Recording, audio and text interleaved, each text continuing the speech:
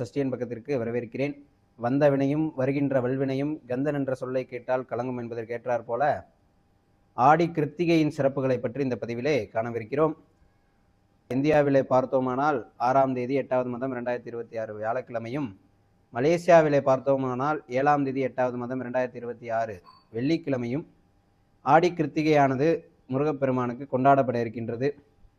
திதிகளில் பார்த்தோம் அப்படின்னா சஷ்டி திதியும், நாட்களில் பார்த்தோம் அப்படின்னா செவ்வாய்க்கிழமையும், நட்சத்திரங்களில் பார்த்தோம் அப்படின்னா கார்த்திகை நட்சத்திரமும் நம்மளுடைய முருகப்பெருமானுக்கு உகந்தது. அது அனைத்து முருக அடியார்களுக்கும் தெரிந்த விஷயமே.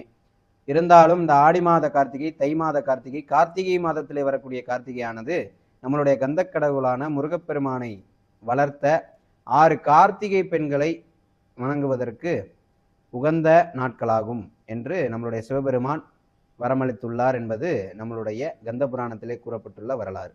இந்த ஆடி கிருத்திகை தினத்திலே நாம் விரதமிருந்து முருகப்பெருமானை வழிபடும் பொழுது திருமணமாகாத அன்பர்களுக்கு திருமணமானது கைகூடும், திருமணமான அன்பர்களுக்கு குழந்தை பாக்கியமானது கிடைக்கப்பெறும், கணவன் மனைவியானது ஒற்றுமை அதிகரித்து குடும்பங்களிலே மகிழ்ச்சியானது பெருகும் என்பது ஐதீகம்.